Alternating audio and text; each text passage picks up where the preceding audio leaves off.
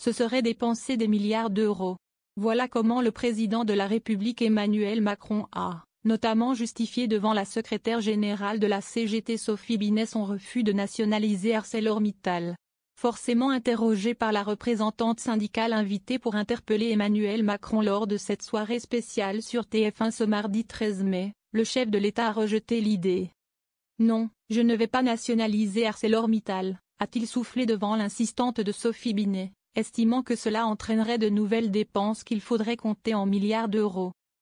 Repris par Sophie Binet, qui estime cette nationalisation à 1 milliard d'euros, Emmanuel Macron a plutôt prôné une politique européenne qui protège notre acier, glissant au passage que cela n'a aucun sens de nationaliser ArcelorMittal.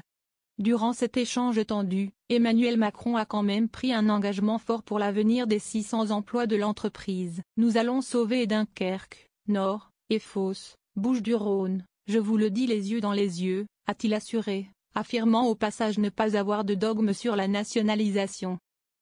Alors pourquoi ne pas le faire? Lui a répondu la patronne de la CGT. Parce que ce n'est pas la solution, a simplement balayé le locataire de l'Élysée. La réponse, ça n'est pas nationaliser, mais avoir des garanties de développement, a fait valoir le chef de l'État lors de cette joute verbale plus que houleuse avec son interlocutrice. Il faut mettre en place ce qu'on appelle des clauses de sauvegarde, c'est-à-dire protéger le marché européen.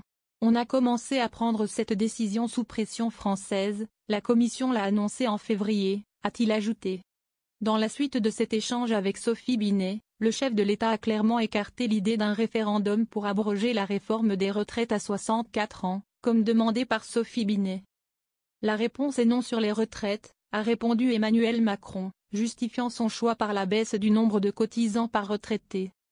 La réforme des retraites est beaucoup plus juste que vous le dites, a finalement ajouté Emmanuel Macron. Laissant Sophie Binet plus que dubitative quant au résultat de cette discussion vive, comme l'a qualifié Gilles Boulot, qui a tant bien que mal tenté de gérer ce premier débat.